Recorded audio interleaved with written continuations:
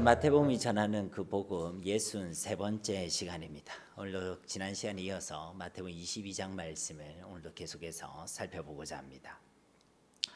시대마다 말씀과 복음 또 우리가 가지는 그 신앙의 세상의 도전은요 계속되어 왔습니다. 어느 시대든 복음을 반대하는 세력들이 있었고 진리의 말씀을 떠난 거짓되고 헛된 교훈의 풍조들이 있었고 또 우리가 살아가는 그 믿음의 삶, 믿음의 걸음을 방해하고 반대하는 세력들이 있어 왔다는 것이죠. 우리가 지난 시간들부터 계속해서 살펴보고 있는 마태복음 21장에서부터 이 22장까지 올 때도 보면 계속해서 예수님을 반대하는 자들이 있었습니다. 21장에도 대제사장들과 또 백성들의 장로들이 예수님의 그 권위의 출처에 대해서 물으면서 예수님께 도전했었죠. 그리고 22장에 들어와서는 바리새인들과 헤롯 당원들이 지난 시간에 우리가 말씀을 살펴본 것처럼 이 로마에 납세하는 그 세금의 문제를 가지고 예수님께 도전을 했었습니다. 그리고 이제 오늘 우리가 살펴볼 이 22장 23절 이하에는 이제 사두개인들이 등장해서 이들이 예수님을 향해 부활이라는 주제를 가지고 논쟁을 하고 도전하고 있다는 것이죠. 한마디로 당대의 모든 종교 지도자들이 지금 총동원해서 예수님을 대적하고 있다는 것입니다. 한 시대가 예수님을 또 이 복음을 대적하고 있다는 것이죠. 이런 예수님의 이 도전은 2000년 전뿐만 아니라 오늘날도 계속되고 있습니다. 진리의 말씀을 향한 또 우리의 신앙과 믿음을 향한 복음에 대한 도전은 오늘날도 계속되고 있다는 것입니다. 그래서 오늘도 우리에게 주시는 말씀들 중에 우리를 도전하고 있는 시대의 도전들이 여러 가지가 있겠죠. 그중 가운데 또 어떤 이 시대의 도전, 세상의 도전들, 세상의 시험들이 있는지를 우리가 함께 살펴보고 또 그 세상의 도전 앞에서 우리 그리스도인들은 어떤 믿음과 어떤 지혜와 어떤 신앙으로 살아갈지에 대해서 함께 말씀을 나누고자 합니다. 오늘 우리에게 주시는 그 말씀을 통해 이 시대와 세상의 도전들을 잘 분별하고 또 그 모든 상황 가운데서 이기고 승리할 수 있는 믿음과 지혜를 공급받으시기를 예수님의 이름으로 축복합니다. 먼저 23절 말씀을 보시면 부활이 없다 하는 사두개인들이 그날 예수께 와서 물어 이르되 앞서 말씀드린 대로 예수님께 나오는 한 무리들이 있었습니다. 예수님께 나오는 자들은 정말 여러 종류의 또 여러 성격과 여러 목적을 가지고 예수님께 나옴을 우리는 이 마태복음을 통해 확인할 수 있었죠. 그 중에 누군가는 예수님을 믿고 예수님을 찾기 위해 예수님을 만나기 위해 나온 사람들도 있었고 또 어떤 누군가는 자기의 목적과 자기의 계획과 뜻을 이루기 위해 예수님께 나오는 사람들도 있었고 또 누군가는 이 예수님을 반대하고 예수님을 핍박하기 위해서 어떻게든 예수님을 해하려고 예수님께 나오는 자들도 있었다는 것이죠. 사랑하는 성도님 여러분, 여러분은 오늘 어떤 마음과 어떤 중심으로 하나님께 나오셨습니까? 우리가 지난 시간에 오후 예배 때도 말씀을 나누었듯이 예배의 목적은 내게 있는 것이 아닙니다. 예배 시간의 목적은 내가 만족을 얻기 위해, 내가 위로받기 위해, 내가 기쁘기 위해 우리가 예배 드리는 것이 아니란 것이죠. 예배의 목적은 내게 있는 것이 아니라 오직 우리 하나님께만 있는 줄로 믿습니다. 나의 만족이 아니라 주님의 뜻을 위하여, 나의 기쁨이 아니라 하나님의 기쁨을 위하여, 나의 잘됨이 아니라 하나님을 영화롭게 하는데 이 예배의 목적이 있다는 것이죠. 그리고 우리가 진짜 하나님 받으시는 영과 진리로 하나님을 예배할 때 하나님께서 우리에게도 복을 주시는 줄로 믿습니다. 이 순서가 바뀌면 안 된다는 것이죠. 오늘도 우리가 예배하는 이 시간이 오직 하나님께만 목적을 두는 그런 하나님 기뻐하시는 예배가 되기를 주님의 이름으로 축복합니다.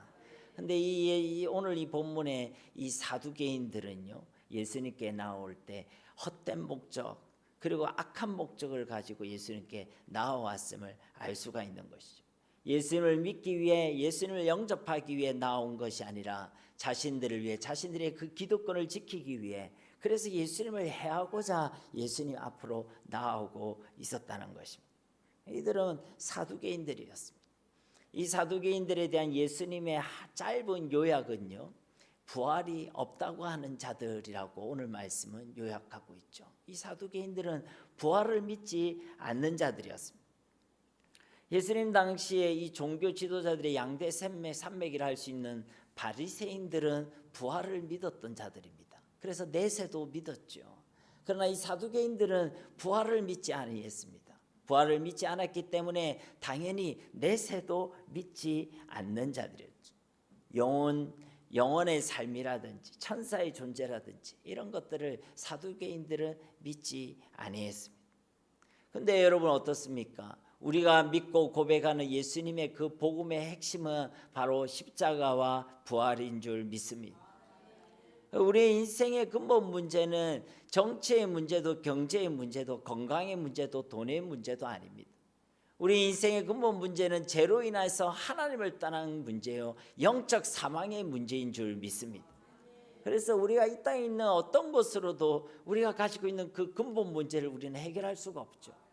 죄의 문제를 해결할 수 없고 사탄의 문제를 해결할 수 없고 하나님을 떠나 있는 우리의 영혼을 다시 살릴 수가 없다는 것입니다. 그래서 우리가 잘 아는 어린이 찬양에도 돈으로도 못 가요 하나님 나라. 그러니까 우리가 가지고 있는 그 어떤 것으로도 우리의 이 영적 문제, 근본 문제를 해결할 수가 없다는 것이죠.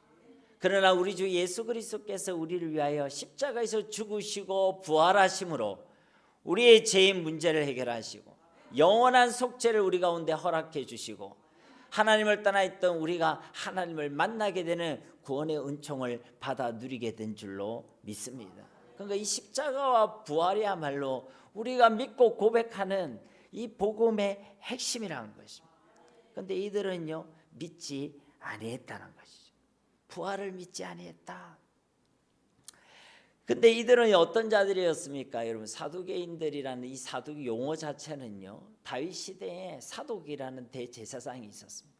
그 사독이라는 대제사장의 그 이름에서 유래된 자들, 즉 제사장의 후예들이 바로 이 사두개인들이었죠. 그러니까 종교적 직분과 위치를 볼 때 이들은 누구보다도 하나님과 가까이 있는 자들이었습니다. 왜냐하면 성전을 섬기는 자들이었고 성전에서 봉사하는 자들이었고 하나님께 나아가기 위해 반드시 드렸던 그 제사를 수종들던 자들이었기 때문에 그런 것입니다. 그런데 누구보다도 하나님과 가까이 있어야 될 그들, 그리고 누구보다도 성전의 일에 하나님의 일에 열심을 다해 봉사하던 이들이었는데 정작 이들은 부활을 믿지 아니했다는 것입니다. 정작 이들은 예수님의 복음을 믿지 아니했다는 것입니다. 영혼의 삶도 내세도 그리고 죽음 이외의 그 시간들에 대해서 이들은 전혀 믿지 아니했다는 것입니다. 그래서 이들은 그 부활이라는 주제를 가지고 예수님을 걸려들게 하기 위해서 예수님이 하도 바리새인들도 깨부시고 헤롯 당군들도 깨부시고 그러니까 이제 우리가 한번 예수님을 한번 좀 눌러주자 하라는 그런 어떤 종교적 교만을 가지고 예수님께 나왔다는 것이죠. 그래서 이들도요 나름 절묘한 질문을 준비해 왔습니다. 그런데 이 부활에 대한 논쟁은 예수님과 처음 있는 것이 아니었습니다. 이들은 이전에도 바리새인들과 이 부활에 대한 논쟁을 아주 치열하게 해왔죠. 그때마다 아마 승률이 좋았던 내용을 가지고 왔던 것입니다. 이 말을 하면 아마 이 부활에 대해서 이야기하던 예수님이 아마 찍소리도 못하게 될 것이다. 아마 그런 기대를 가지고 나왔겠죠. 이들이요 그래서 불쌍한 자들인 것입니다. 예수님께 나왔으면 예수님을 만나고 예수님께 나왔으면 예수님을 통해 회복과 은혜를 경험해야 되는데 예수님께 나와가서 예수님을 시험하려 하고 예수님을 반대하고 그것이 불쌍한 자들이란 것이죠. 오늘 저와 여러분들은 주님께 나와서 하나님을 만나고 돌아가시기를 주님의 이름으로 축복합니다. 여러분 그것이요 하나님의 소원입니다. 어쨌든 이들이 준비한 질문의 내용이 24절 이하의 말씀에 기록되어져 있죠. 24절 말씀에 보시면 선생님이여 모세가 일렀으되 사람이 만일 자식이 없어 죽으면 그 동생이 그 아내에게 장가들어 형을 위하여 상속자를 세울지니라 하였나이다. 사두개인들이 예수님을 어떻게 부르고 있죠? 선생님이라고 부르고 있습니다. 이전에 16절에서 바리새인들의 그 제자들도 예수님을 선생님이라고 부르고 있었죠. 즉 예수님이 누구이신지 그리스도인지 이들은 전혀 알지 못했다는 것입니다. 우리가 지난 시간에도 말씀드렸듯이 우리가 다른 지식은 조금 부족해도 괜찮습니다. 여러분이 영어를 좀 몰라도 되고 수학 셈이 좀 느려도 괜찮습니다. 그렇죠? 어느 나라에 어디가 수도이다 이런 거 잘 몰라도 괜찮습니다. 그래도 여러분 구원받는데 세상을 이기는데 전혀 지장이 없습니다. 그러나 여러분들이 반드시 알아야 될 지식이 있습니다. 그것은 바로 예수가 그리스도이심을 아는 지식인 줄 믿습니다. 이것은 모르면 안 돼요. 예수를 모르고는 우리는 세상을 이길 수 없습니다. 예수를 모르고는 이 세상을 분별할 수도 없어요. 그러나 우리가 예수님을 알면 모질하든 부족하든 우리가 가졌든 가지지 못했든 우리는 반드시 세상을 이기는 자들로 이 땅을 살아가게 되는 줄로 믿습니다. 그래서 이것은 반드시 알아야 되는 것이죠. 이 사두개인들은 다른 지식은 많았을 줄 모르겠습니다. 가진 것도 많이 있던 자들입니다. 이 사두개인들의 대부분은 당시로 볼 때는 귀족에 해당되는 그런 사람들이었거든요. 그렇지만 그들은요 반드시 알아야 될 지식이 없었습니다. 예수님이 누구이신지를 알지 못했다는 것이죠. 이들은 이 예수님께 나아가서 모세의 말씀을 가지고 시험하고 있습니다. 오늘 말씀에도 보면 모세가 일렀으되, 모세의 오경의 말씀을 가지고 시험했다는 것이죠. 이들이 모세의 글을 인용하는 이유는요, 이들이 성경을 믿긴 믿었지만 구약 성경 전체를 믿지 않았습니다. 바리새인들은 시가서라든지 예언서도 믿었죠. 구약 하나님의 말씀을 믿었습니다. 근데 이들은요 오직 모세 오경만을 하나님의 말씀으로 인정하던 자들이었습니다. 사두개인들이 그러했다는 것이죠. 그래서 이들은 그 모세 오경의 글을 가지고 지금 예수님을 시험하고 있습니다. 만약 형제 중에 한 사람이 자식이 없어 죽으면 그 형제가 그 형제의 아내에게 장가를 들어서 그 죽은 형제를 위하여 상속자를 세워야 한다라는 그런 율법이 있다는 것입니다. 이것은요 모세오경의 신명기에 기록된 율법의 말씀입니다.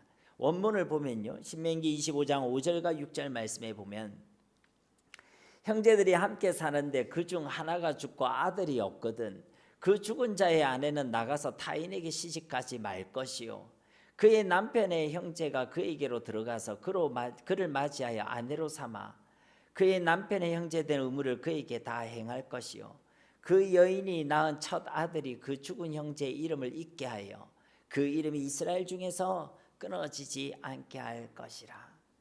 그러니까 형제가 죽었는데 그 형제에게 아들이 없을 경우에 이 경우에 해당이 되는 것입니다.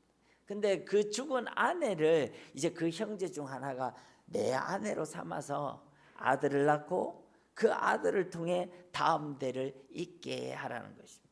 그래서 이것을요 계대 결혼법이라고 표현합니다. 계라는 것은 이을 계자를 얘기하는 것이고 대라는 것은 우리가 다음 세대에 할 때 대대자를 얘기하는 것이죠. 그러니까 대를 잇기 위한 결혼법이라는 것입니다. 여러분이 생각할 때는 뭐 이런 법이 있나 라고 생각할 수 있겠죠. 아니 형수를 혹은 제수씨를 자기 아내로 다시 삼아서 아들을 낳게 한다. 이것이 오늘날의 우리의 개념 속에는 맞지 않기 때문에 그런 것입니다. 그런데 하나님께서 이런 법을 주신 데는요 다 이유가 있는 것이죠. 당시에 이 법은 그들에게는 사회보장법이나 복지법과 같은 법이었습니다. 왜냐하면 남편을 잃었는데 자녀가 없을 경우에 그 남편이 가지고 있는 땅을 기반으로 한 재산들이 있었겠죠. 그런데 그것을 아내가 받을 수가 없었습니다. 그러니까 이것은 다른 사람이 가져가게 되는 그런 상황이었다는 것이죠. 왜 목사님 아내는 받을 수가 없습니까? 당시 여성의 위치가 그러했기 때문에 그런 것입니다. 그래서 아들이 필요했습니다. 그래야지만 이 기업을 물을 사람이 있어야지만 했다는 것이죠. 그렇지 않으면 그 땅과 그 재산은 다른 사람에게 넘어가는 그런 상황이었습니다. 그리고 그렇기 때문에요. 이 재산을 보호하기, 이 땅을 보호하기 위해서 이 기업 물을 자를 세웠다는 것이죠. 또 당시에 이 가부라는 것은요. 여성 혼자로 당시 사회를 살아가는 너무나 험난한 그런 사회적 분위기였습니다. 그래서 사회적으로 볼 때는 가장 약한 존재들 그리고 가장 소외된 자들이 바로 가부들이었다는 것이죠. 그래서 이들을 돌보고 이들의 생계 유지를 위해서 주신 법 중 하나가 바로 이 계대 결혼법이라는 것입니다. 표면적으로 볼 때는 땅과 그 자손의 대를 잇기 위해서 하나님께서 이 계대 결혼법을 주셨다는 것이죠. 그런데 이것을 언약적 관점에서 볼 때요.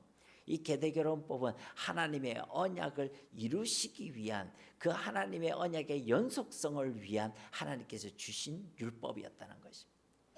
여러분 창세기 38장에 보면요, 시아버지인 유다를 유혹하는 며느리 다말의 이야기가 나오죠.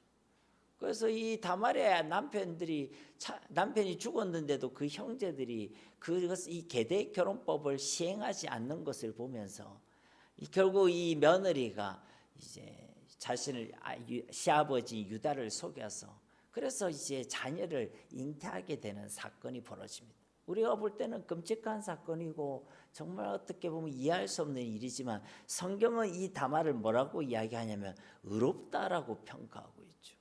우리가 볼 때는 죄인인데 어떻게 시아버지를 유혹할 수 있냐, 이렇게 손가락질할 일인데 성경은 그가 의롭다라고 평가하고 있다는 것입니다. 그럼 마태복음 1장에 보면 이 다말은 예수님의 족보 속에서 등장하는 복 있는 여인으로 묘사되어 있죠. 그것이 가능한 이유가 무엇이냐면 성경에서 말하고 있는 의는 윤리와 도덕이 아니기 때문에 그렇습니다. 성경에서 말하고 있는 의는 예수 그리스도를 믿는 믿음을 하나님께서는 의롭게 여겨주는 줄로 믿습니다. 결국 이 유다의 지파를 통해서요, 나중에 장차 예수 그리스도가 이 땅에 오시고 하나님의 나라가 이 땅에 임하게 되는 것이죠. 그것을 지켜나가는 일이었기 때문에 이 다말이 행한 그 행위를 의롭다라고 성경은 평가하고 있다는 것입니다. 우리가 창세기 말씀을 우리가 수요 기도회 때도 계속 나누지만 구약에 등장하는 이 땅과 자손에 대한 이야기는 단순히 부동산과 그리고 내 인구, 내 족속에 대한 가문에 대한 이야기가 아닙니다. 구약에 나오는 이 땅과 이 자손에 대한 이야기는 곧 땅과 그리고 백성과 하나님의 주권으로 이루어지는 하나님의 나라에 대한 이야기란 것이죠. 그러니까 이 계대결혼법 역시도 단순한 율법이 아니라 하나님의 나라를 이루시기 위한 그 언약의 연속성 가운데 우리에게 주신 복음의 말씀인 줄 믿습니다. 그러니까 우리가 이 계대결혼법을 보면서 뭐 이런 법이 있나 이렇게 생각할 것이 아니라 이것이 복음이라는 것을 볼 수 있어야 한다는 것이죠. 하나님께서 이 복음으로 주신 율법인데, 근데 이 사두개인들은 그것을 가지고 예수님을 시험하고 있다는 것이죠. 복음에 대해서 무지할 뿐만 아니라 너무나도 악하게 반응하고 있음을 우리가 확인할 수 있다는 것입니다. 어쨌든 이 계대결혼법을 가지고 이 사두개인들이 하는 말들을 보면요, 25절부터 27절 말씀에 우리 중에 7형제가 있었는데 마지가 장가 들었다가 죽어 상속자가 없으므로 그 아내를 동생에게 물려주고 그 둘째와 셋째로 7째까지 그렇게 하다가 최후에 그 여자도 죽었나이다. 이 자녀들이 아들이 7명이 있었다는 거예요. 첫째가 장가 갔는데 근데 이제 이 아내에게는 아들이 없었습니다. 그러다가 죽었다는 것이죠. 그래서 이제 둘째가 이 형수를 아내로 맞이했는데 또 죽었습니다. 이번에도 아들이 없었어요. 그 다음에 셋째가 이 형수를 맞이했는데 이번에도 아들이 없이 죽었다는 것입니다. 근데 이런 똑같은 반복이 넷째에게도 다섯째에도 여섯째에게도 말했지만 7번째 아들에게까지 계속 일어났다는 거예요. 그리고 마지막에 이 여인도 어떻게 됐다고 말하고 있습니까? 죽었다는 거예요.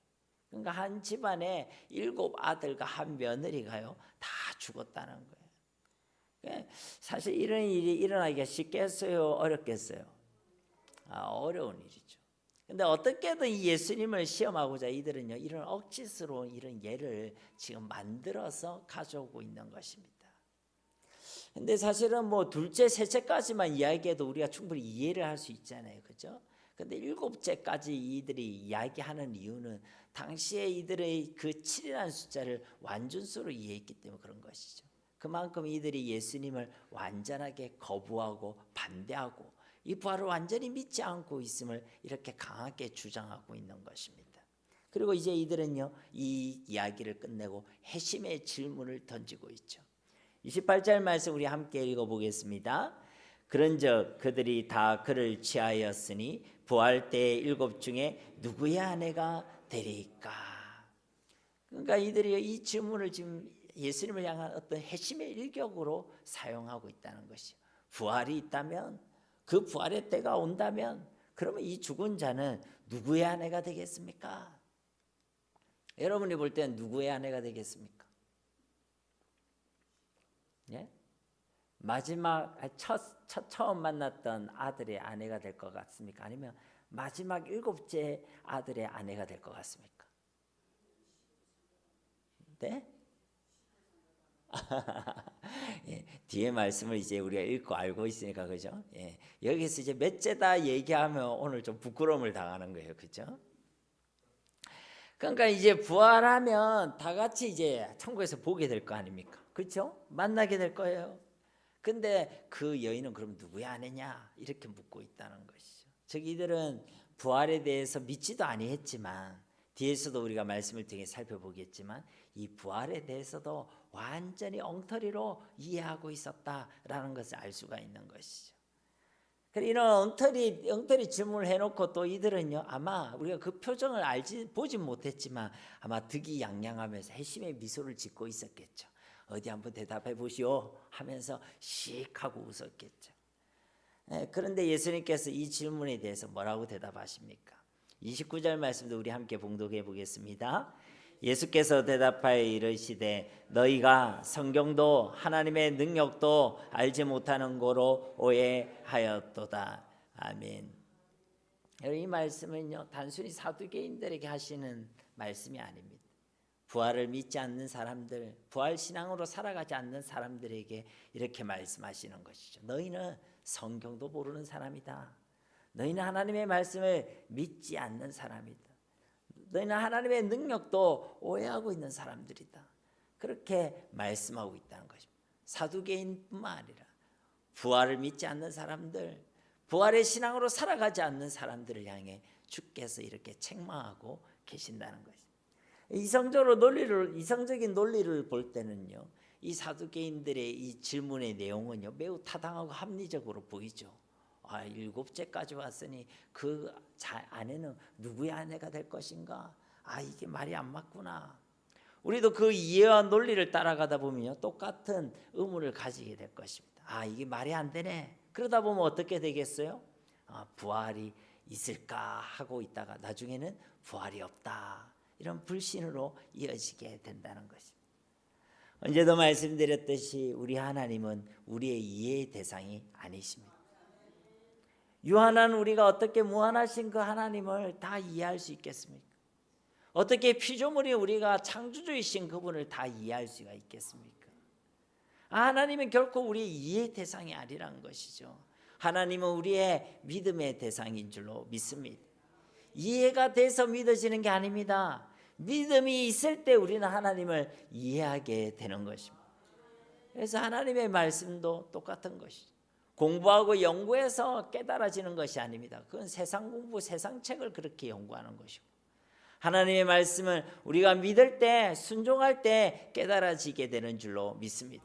믿지 않는 사람은 성경의 정보적 지식은 가지고 있을지 모르겠지만 그것을 통해 하나님을 만날 수도 하나님의 음성을 들을 수도 하나님의 뜻을 깨달을 수도 없는 것입니다. 그러나 예수님을 통해 성령이 함께 계신 하나님의 백성이 믿음을 가지고 주의 말씀을 읽을 때에 그 말씀은 살아 운동력이 있어서 우리 가운데 이루어지고 성취되는 하나님의 말씀이 되게 되는 줄로 믿습니다. 우리 자꾸만 우리 유한한 지식과 경험으로 하나님의 말씀을 이해하려고 하고 하나님의 말씀을 판단하려고 한다는 것이죠. 그게 어리석은 일이란 것입니다. 이 사두개인들도요 자신의 지식과 경험을 가지고 이 이야기를 하는 것이잖아요. 지금 우리가 이 땅 가운데 일어나는 일, 그 기준을 가지고 봐라. 그러면 이 여인이 누구의 아내가 될 것인가? 그러니까 자신의 지식과 경험으로 이 부활이 안 맞는 거예요. 아니 죽은 사람이 살아났고 죽음 뒤에 영원한 세계가 있다. 이것은 우리가 이 땅에서 경험한 일들이 아니잖아요. 그런데 우리는요 우리가 경험하지 못한 일들이 이 땅 가운데 얼마든지 있다는 것을 우리는 알 수가 있습니다. 우리가 이 공기가 이렇게 있지만 눈에 보이지 않잖아요. 그런데 지금은 우리가 잘 압니다. 이 안에는 수소도 있고 산소도 있고 탄소도 있고 예전에 이 공기 안에 그런 알갱이들이 있다라고 얘기했다면 믿었을까요? 안 믿었을까요? 안 믿었겠죠. 철덩어리들이 하늘을 날아다니고 철덩어리들이 우리를 촬영하고 철덩어리들이 막 다른 지역으로 날아가서 폭발을 일으키고 이런 거예요. 예전에는 전혀 믿지 않는 이야기. 그런 이야기하면 빨리 병원에 가봐라 그렇게 소리를 들었겠죠. 그럼 오늘날은 우리가 압니다. 비행기가 있고 드론이 있고 우주선이 있고 미사일이 있다는 거 알죠. 우리 지식과 경험은 한정적인 것입니다. 그렇지만 우리는 자꾸만 우리 지식과 경험을 가지고 하나님이 어떻고 하나님의 말씀이 어떻고 주님의 부활이 어떻고 그렇게 한다는 것이죠. 여러분, 홍해 앞에서 이스라엘이요, 그 홍해를 가르시는 그 하나님의 일하심을 꿈에도 생각해 봤겠습니까? 그들은 마냥 두려워했습니다. 5천 명의 무리들이 모여서 배고파하고 있을 때 제 아들은요, 그들을 향해서 하나님께서 예수님께서 오병이의 기적을 일으키실 것이라고 꿈에도 생각을 했겠습니까? 그렇지 않았습니다. 그래서 그들은 계산기를 두드려보고 200데나리온의 돈이 필요합니다, 그렇게 판단했다는 것이죠. 그래서 우리는 자꾸만 내 지식과 경험으로 안 된다고 생각하고 못한다고 생각한다는 것입니다. 그러나 바울은 뭐라고 고백했습니까? 내게 능력 주시는 자 안에서 내가 모든 것을 할 수 있습니다. 이것이 저와 여러분의 믿음과 신앙이 되어야 할 줄 믿습니다. 여러분, 우리 하나님 우리의 지식과 경험 안에 계신 분이 아닙니다. 그 너머에 계신 분이고 초월에 계신 분이십니다. 나는 유한하지만 그분은 한이 없으시고 끝이 없으시고 무한하신 것입니다. 나는 무능하지만 그분은 전능하신 것이고, 나는 알지 못하지만 그분은 우리의 모든 것을 알고 계시는 전지하신 하나님이신 줄 믿습니다. 그래, 우리는 내 지식과 경험을 믿을 것이 아니라 하나님의 말씀을 믿고 하나님을 믿어야 한다는 것입니다. 그런데 이 예수님께서는 그렇기 때문에 이 사두개인들을 통해 에게 말씀하신 것이, 너희는 하나님의 말씀을, 하나님의 능력도 믿는 자들이 아니다. 너희는 하나님의 말씀도 하나님의 능력도 아는 자들이 아니다. 오해하였다. 그렇게 말씀해 주셨다는 것이. 그리고 예수님께서는 이들에게 다시 성경이 부활을 증거하고 계심을 말씀하고 계십니다. 30절 말씀도 우리 함께 읽겠습니다. 부활 때에는 장가도 아니 가고 시집도 아니 가고 하늘에 있는 천사들과 같으니라. 아멘. 우리가 이 땅을 살아갈 때는 자녀도 낳아야 되고, 그래서 장가와 시집도 가지요. 대를 잇기 위해 그래서 후손을 낳는 것입니다. 그런데 부활 후에 우리의 존재에 대한 이 예수님의 설명은요, 부활 이후에 우리의 존재는 이 땅에서 우리의 존재와 틀림없이 다르다는 것을 말씀하고 계시는 것이죠. 그래서 부활의 때에는 시집도 안 가고 장가도 안 간다. 우리의 존재는 천사와 같다라고 말씀하는 것입니다. 부활 이후에 우리의 존재 자체가 이 땅에서의 우리의 존재와는 똑같지 않다, 다르다라고 말씀하고 있다는 것이죠. 여러분, 우리 부활 이후에 우리 시집갈 이유가 있겠어요, 없겠어요? 장가갈 이유가 있겠어요, 없겠어요? 그러면 사랑이라는 감정이 있을까요, 없을까요? 이제 대답 잘해야 됩니다. 점점 홀리면 큰일 나거든요. 정신 똑띠 차리고.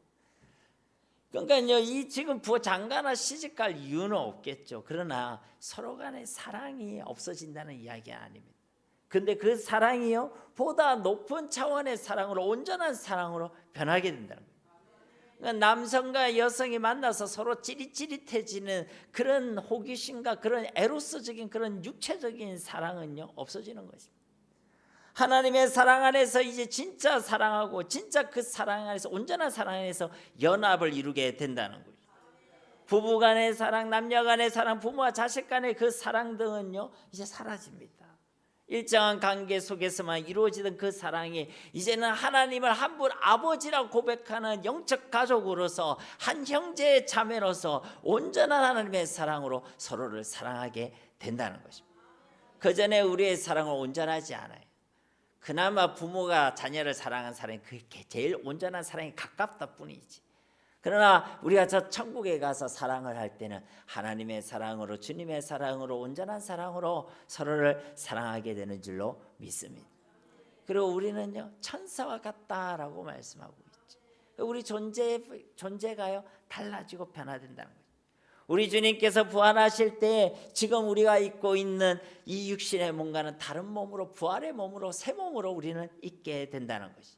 지금에 있었고 제약되고 욕되고 연약한 이 유한한 몸이 아니라 이제 영원히 썩지 않는 몸으로, 신령한 몸으로 우리는 부활하게 되는 줄로 믿습니다.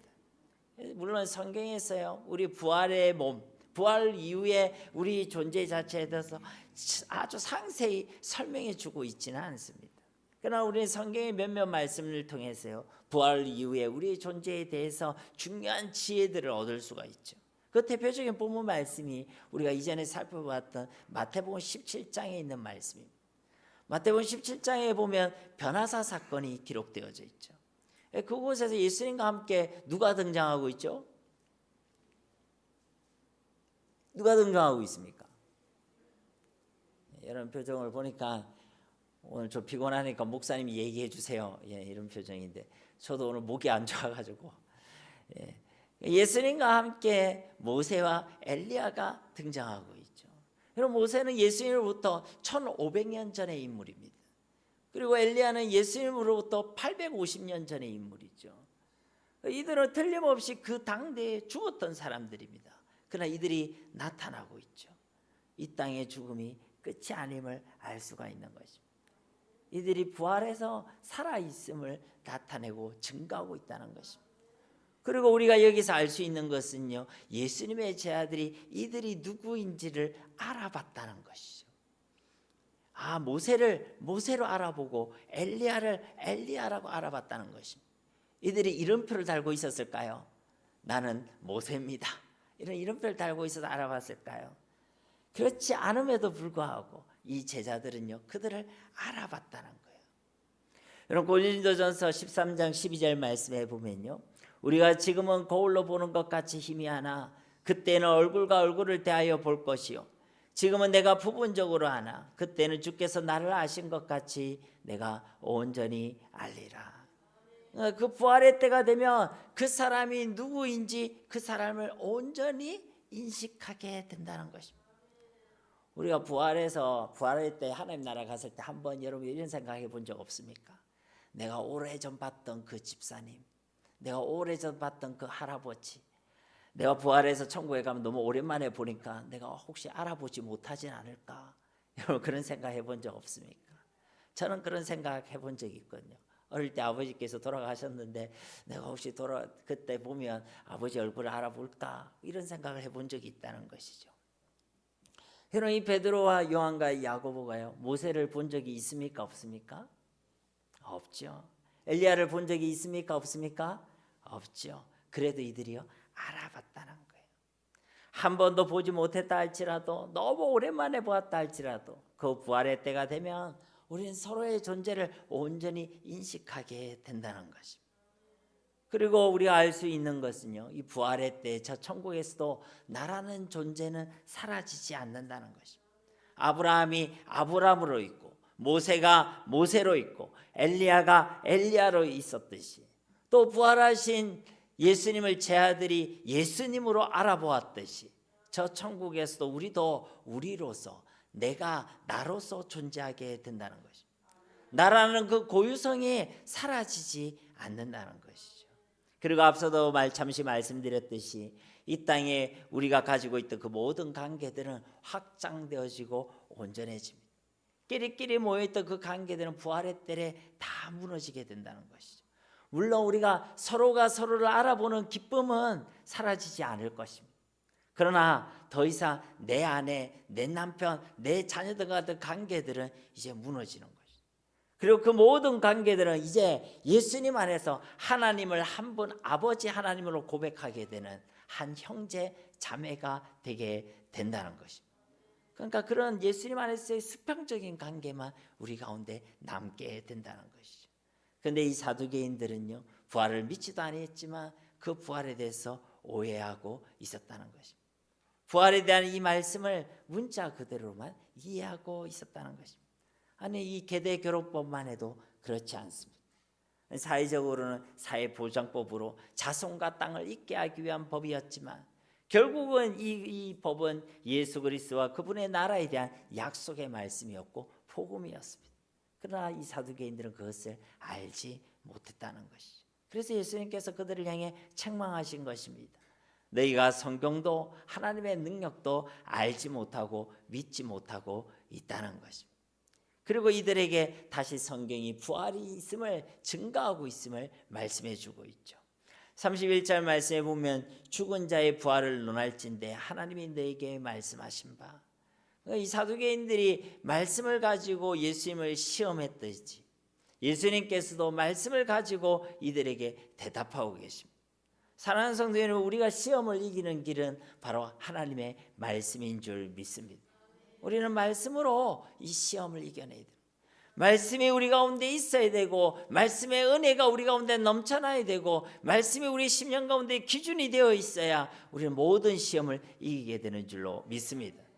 그러나 이 기준이 무너질 때, 다른 기준이 들어올 때, 내 가운데 말씀의 은혜가 없을 때 우리는요 반드시 시험에 들게 된다는 것입니다. 오늘날 우리가 살아가는 이 시대가 얼마나 악한지 얼마나 혼란스러운지 모릅니다. 그래서 우리 가운데 말씀이 없으면 다 넘어가는 거예요. 말씀이 기준이 되지 않을 때 우리 시험에 들게 되는 것입니다. 여러분, 세상의 말이 얼마나 괜찮은지 몰라요. 동성연애 여러분 들었을 때요, 뭐 그럴 수도 있다. 요즘 이제 이 아이들의 생각이. 제가 청소년들 간담회에 참석했을 때도요, 한 반에 그 당시에도 불구하고 5년 전인데도 불구하고 그 반 한 반에 한 커플 이상이요 동성연애를 하고 있었어요. 그리고 그럴 수 있다라고 생각했습니다. 왜냐하면 그들이 보고 있는 웹툰, 소설, 만화 등이 그것을 조장하고 있고 그것을 문화라고 이야기하고 있기 때문에 그런 것이죠. 서로 차별하지 말자. 자기 성을 자기가 결정할 수 있다. 이런 얼핏 보는 이런 슬로건들은요 굉장히 좋아 보입니다. 그렇죠? 그런데 그것은요 남자와 여자만을 창조하신 하나님의 주권에 대한 명백한 도전인 것이죠. 인간의 권리를 최우선순위해야 된다. 인간의 복지가 최우선순위가 되어야 된다. 사람이 먼저다. 여러분 얼마나 감동적인 말입니까? 저도요 사람이 먼저다라고 TV에 광고 나올 때 아멘 할 뻔했어요. 얼마나 감동적인 이야기입니까? 근데 이게요 우리를 현혹시키는 것입니다. 여러분 사람이 먼저가 아닙니다. 하나님이 먼저인 것입니다. 하나님의 말씀이 먼저인 것입니다. 우리의 기준은 사람이 아닙니다. 하나님의 말씀이 우리의 기준이 되어야 한다는 거죠. 우리의 잘됨과 우리의 이익이 우리 기준이 아닙니다. 많은 사람이 그것을 향해 따라가요. 뭐가 내한테 잘되고 뭐가 내한테 유리되고 뭐가 내한테 돈이 떨어지는가, 이게요 우리의 기준이 되어서는 안 된다는 것이, 오직 하나님의 말씀만이 우리의 기준이 되어야 할 줄로 믿습니다. 다시 말씀드리지만 내 안에 말씀이 없고 말씀의 은혜가 없고 내 안에 말씀이 아닌 다른 기준이 자리 잡게 되었을 때 우리는 시험에 들고 실패하게 되고 엉터리 삶을 살아가게 된다는 것이죠. 예수님이 말씀으로 그 모든 시험을 이겨냈듯이 우리의 심령 가운데도 말씀이 있고 말씀의 은혜가 넘치고 오직 말씀만이 우리에게 유일무이한 기준이 되어야 할 줄 믿습니다. 32절 말씀 우리 함께 봉독하겠습니다. 나는 아브라함의 하나님이요 이삭의 하나님이요 야곱의 하나님이로라 하신 것을 읽어보지 못하였느냐. 하나님은 죽은 자의 하나님이 아니요 살아있는 자의 하나님이시니라 하시니. 아멘. 이 예수님께서도 사두개인들이 그래도 인정하고 받아들이고 있는 모세오경의 말씀을 가지고 지금 대답하고 계시는 것이죠. 이 말씀은 창세기에도 또 출애굽기에도 계속 표현되고 있는 말씀입니다. 아브라함의 하나님, 이삭의 하나님, 야곱의 하나님, 그분이 바로 나의 하나님이다. 그렇게 고백하고 있다는 것이죠. 그런데 이제 여기서 이제 하나님께서 자신을 소개하실 때요, 뭐였다 과거형으로 얘기하는 것이 아니라 현재형으로 얘기하고 있다는 것입니다. 그래서 이 성경 말씀을 헬라어로 보면요, 현재 동사인 aim이란 단어가 기록되어져 있습니다. aim이라는 단어를 사용하고 있죠. 원래 과거형으로 사용했으면 hemen이라는 단어를 써야 되는데 여기 aim이라는 단어를 쓰고 있습니다. 쉽게 말하면 나는 아브라함의 하나님이었고 이삭의 하나님이었고 야곱의 하나님이었다, 이렇게 말씀하고 있는 것이 아니라 이 말씀은 지금도 아브라함의 하나님이 되시고 지금도 이삭의 하나님이 되시고 지금도 야곱의 하나님이 되신다라고 증가하고 있다는 것입니다. 그러니까 이 아브라함과 야곱과 이삭이 과거에 죽고 끝난 것이 아니라 지금도 살아있다는 것이고 또 하나님께서는 지금도 이들의 하나님이 되어 주신다라고 말씀하고 있다는 것이죠. 이 말씀이 현재형으로 기록되어 있습니다.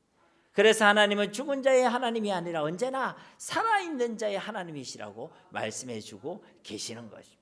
그러니까 예수님께서는요 지금 이 아브라함과 이삭과 야곱이 살아있다, 부활하여 살아있다라고 증거하고 계신다는 것이. 오늘 말씀의 병행 본문인 누가복음 20장 37절 38절 말씀에도 보시면 이 의미가 더 잘 드러나 있죠. 죽은 자가 살아난다는 것은 모세도 가시나무 떨기에 관한 글에서 출애굽기 얘기하는 것이죠. 주를 아브라함의 하나님이요 이삭의 하나님이요 야곱의 하나님이라 칭하였나니 하나님은 죽은 자의 하나님이 아니요 살아있는 자의 하나님이시라. 하나님에게는 모든 사람이 어떻게 돼 있다고요? 살았느니라 하시니. 그러니까 이 말씀이 이야기하고 증언하고 있는 것은 예수님이 해석해 주시는 것은 하나님에게는 모든 사람이 살아있다. 모든 사람이 죽음으로써 끝난 것이 아니라 부활해서 살아있다라고 증언해 주셨다는 거예요.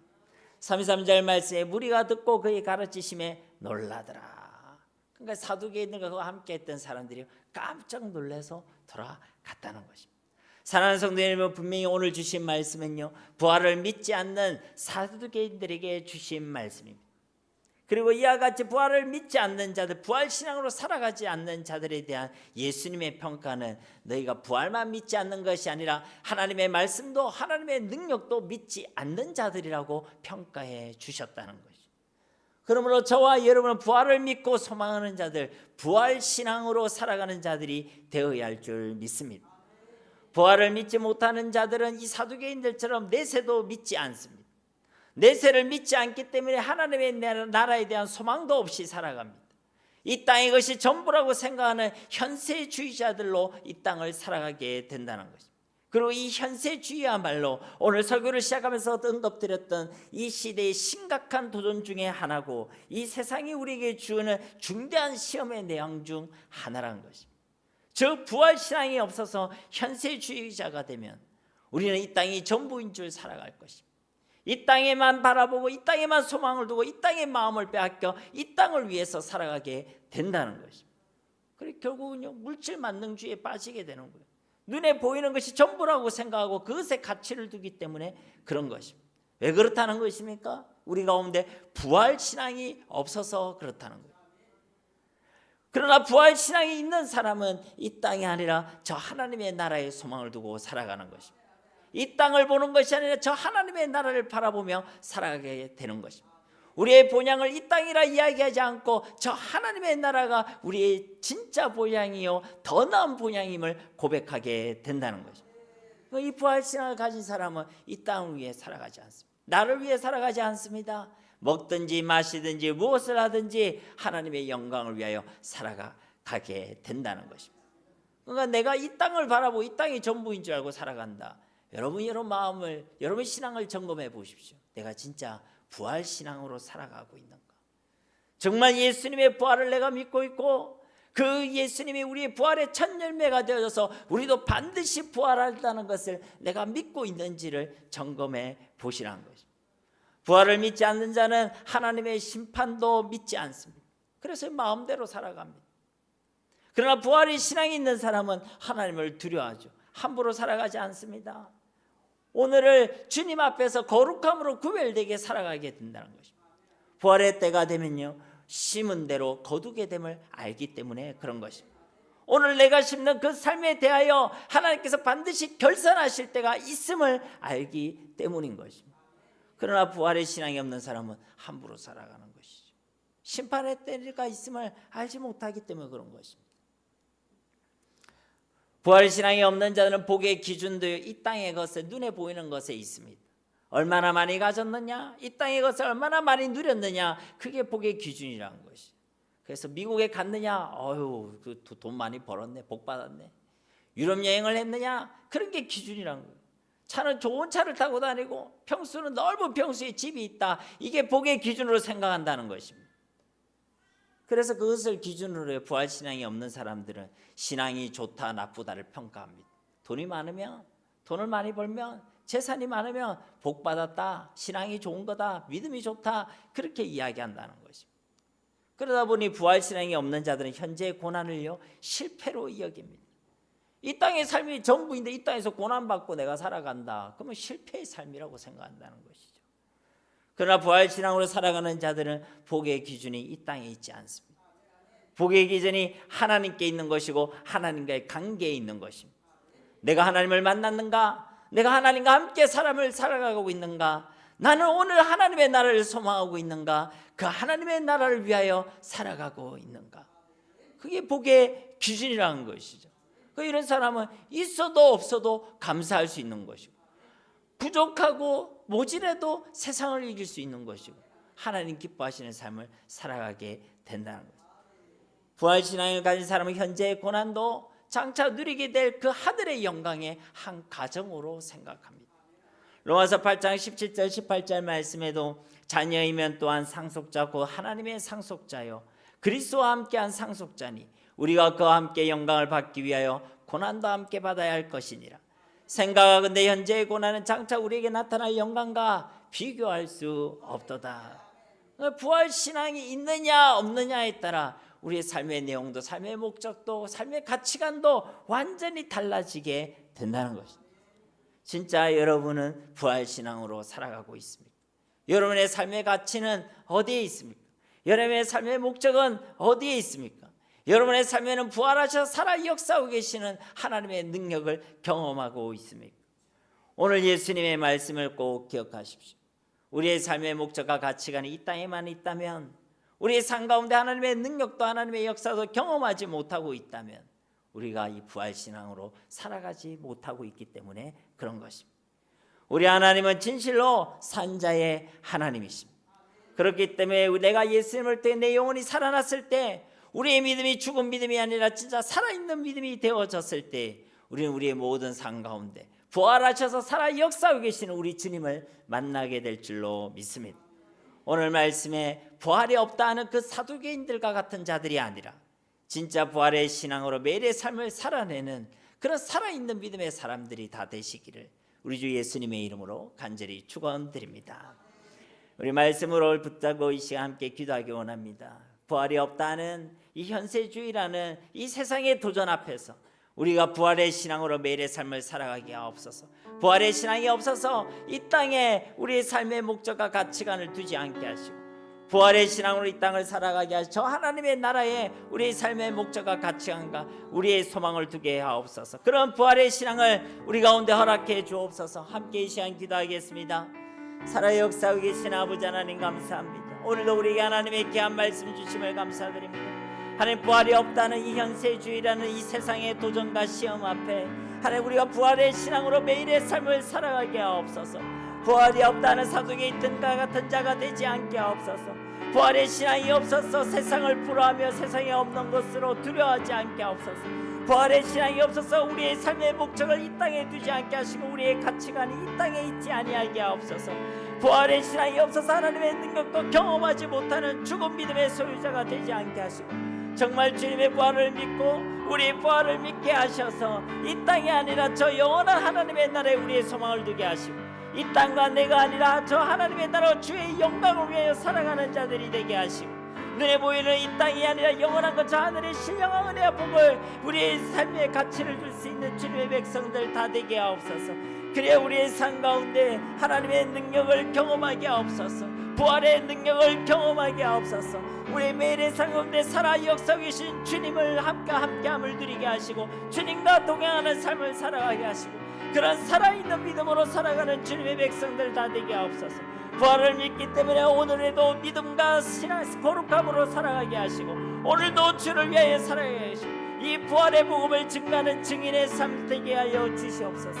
이런 부활의 신앙으로 이 부활의 소망으로 담대히 이 땅을 살아내는 우리 모두가 다 되게 하여 주시옵소서. 감사드리며 예수님의 이름으로 간절히 기도드립니다. 아멘.